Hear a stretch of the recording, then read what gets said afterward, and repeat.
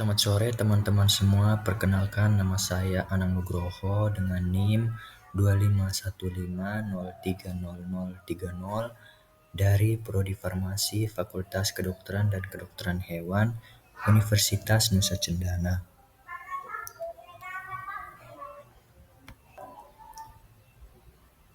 Baik, pada hari ini saya akan membawakan materi terkait dengan ilmu farmasi, spesialnya itu ilmu farmakognosi terkait dengan evaluasi obat bahan alam atau evaluation of crude drugs. Nah, mata kuliah ini itu diampu oleh Ibu Nurul Puaupa sebagai dosen pengampu. Nah, sebelum saya masuk ke poin-poin atau materi yang akan saya bawakan, semoga materi yang saya bawakan ini itu menjadi materi yang baik untuk teman-teman bisa pelajari dan teman-teman pahami dengan baik sebelum saya membawakan materi ini. Alangkah baiknya kita berdoa terlebih dahulu untuk kelancaran dari pembawaan materi saya ini. Baik, berdoa selesai. Nah, di sini sebelum masuk ke materi, di sini teman-teman sudah pasti mengetahui tentang crude drugs atau herbal alami yang dikeringkan ya. Contohnya itu kayak banyak obat herbal itu. Nah, oke, langsung saja kita masuk ke materi yang pertama, yaitu pendahuluan dan tujuan evaluasi. Nah, tujuan utama dari evaluasi ini adalah untuk memastikan 3 hal, yaitu yang pertama adalah identitas, kualitas, dan kemurnian obat. Mengapa ini penting?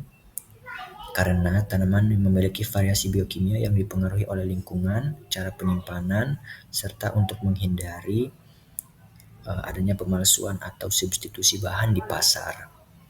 Nah, kemudian slide ketiga itu adalah metode-metode evaluasi. Nah, di sini kita memasuki metode-metode yang akan digunakan untuk evaluasi crude drugs. Yang pertama adalah organoleptik, mikroskopik, kimia, fisik, dan biologi. Nah, organoleptik itu kita menggunakan panca indera, yaitu melihat, mencium, ataupun merasa. Kemudian ada mikroskopik, kita menggunakan mikroskop untuk jaringan dan sel. Lalu ada kimia, yaitu kimia ini kita menggunakannya untuk mengetes kualitatif dan kuantitatif analisis instrumen. Lalu ada fisika, minta maaf teman-teman, ini harusnya fisika bukan fisik.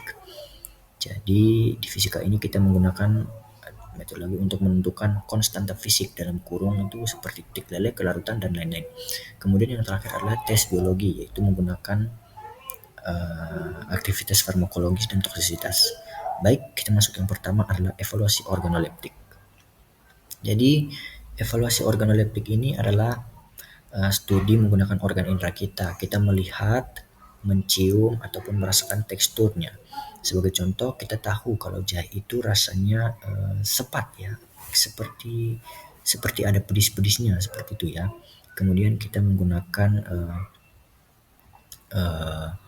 kita mengenali Nux vomica. Ini contohnya itu Nux vomica, dan dari bentuk uniknya yang tajam. Kita melihat menggunakan panca indera seperti itu. Ini evaluasi organoleptik.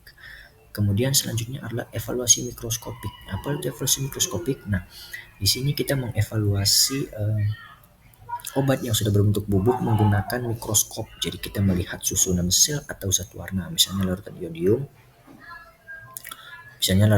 itu akan memberikan warna biru jika terdapat pati. Selain itu, kita juga melakukan perhitungan kuantitatif seperti indeks stomata untuk membedakan dua spesies yang tampak serupa secara visual. Nah, ini contohnya ada konstanta daun, indeks stomata, kita melihat stomatanya menggunakan mikroskop, ataupun identifikasi jaringan. Ada lignin, ada reaksi pewarnaan juga. Nah, ini kita bisa melihat kalsium oksalat, trikoma, pati menggunakan evaluasi mikroskopik ini. Selanjutnya adalah evaluasi kimia. Apa itu evaluasi kimia? Nah, pada tahap ini evaluasi kimia itu adalah melakukan tes untuk mengidentifikasi fitokonstituen seperti alkaloid atau tanin. Kita juga menggunakan alat canggih seperti HPLC atau spektroskopi untuk menentukan kadar zat aktif secara presisi. Nah, Untuk evaluasi kimia ini kita menggunakan yang namanya alat-alat canggih seperti HPLC, kemudian GC, UV vis, IR, mass spektrometri, NMR, dan TLC. Nah, di sini kita itu bisa menentukan terkait dengan nilai asam, nilai penyabunan, nilai ester. Kemudian itu untuk tes kuantitatif ya. Untuk tes kualitatifnya itu ada identifikasi fitokonstituen atau identifikasi terkait dengan alkaloid, glikosida, tanin, dan lain-lain. Ada banyak ya. Next. Nah, di sini kita masuk ke evaluasi fisika. Evaluasi fisika ini melibatkan penentuan konstanta fisik. Salah satu yang paling penting adalah kadar air. Contohnya daun digitalis tidak boleh memiliki kadar air dari 5% agar tidak ditemui mikroba. Nah, kalau kadar airnya itu kurang dari kadar airnya itu lebih dari 5%, nah itu kemungkinan tumbuhnya mikroba itu menjadi lebih besar dan peluang untuk digunakannya crude drugs itu menjadi kecil karena mikroba sudah ada, dan apalagi kalau mikrobanya itu membuat sesuatu yang menjadi toksik dalam crude drugs itu ya teman-teman. Nah, kemudian ada juga kelarutan. Nah, kelarutan ini kita berguna untuk melihat terkait dengan kelarutan dari crude drugs yang kita gunakan itu, yang kita evaluasi itu. Lalu ada rotasi optik, indeks bias, dan lain-lain ya, berat jenis, kadar air, sinyal ultraviolet, dan nilai abu. Nah, tidak akan semua saya jelaskan di sini, tapi untuk evaluasi fisika ini terkait dengan, intinya itu terkait dengan kelarutan ataupun kadar air dan lain-lain seperti itu ya teman-teman. Nah, selanjutnya kita masuk ke evaluasi biologi atau bioassay ya. Nah, ini adalah evaluasi yang terakhir.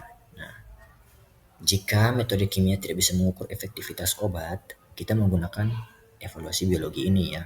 Kita menggunakan model hewan seperti merpati untuk menguji toksisitas glikosida jantung, atau metode mikrobiologi untuk melihat efek obat terhadap bakteri. Nah, evaluasi biologi ini kita itu menggunakan hewan sebagai perantara untuk mengevaluasi obat yang akan dicoba ya, obat yang akan dievaluasi. Nah, seperti misalnya itu kita menggunakan mencit. Nah, kalian teman-teman pasti sudah tahu mencit ya. Mencit itu sejenis tikus.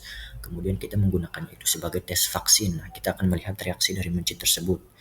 Jika memang mencit tersebut positif, hasilnya positif untuk setelah diberikan crude drugs yang sudah kita berikan, ya berarti kita sudah bisa menggunakan obat crude drugs itu ataupun merpati, yaitu untuk mencoba atau mengevaluasi asa glikosida digitalis, ataupun yang terakhir mata kelinci, obat yang berpengaruh pada mata. Nah, ini untuk obat yang untuk mata juga ya teman-teman. Nah, sekalian dari materi yang saya bawakan ini, semoga teman-teman memahami materi yang saya bawakan ini. Meskipun singkat, tapi semoga teman-teman memahami materinya dengan baik, dan saya minta maaf jika ada salah kata ataupun kata-kata yang menyinggung teman-teman ketika saya membawakan materi ini. Mohon maaf jika pembawaan saya ini kurang sopan istilahnya ya, karena sudah mepet deadline juga untuk pengumpulan tugasnya, jadi saya mohon maaf sebesar-besarnya. Mungkin itu saja dari saya, semoga materinya bermanfaat bagi teman-teman. Sekian dan terima kasih.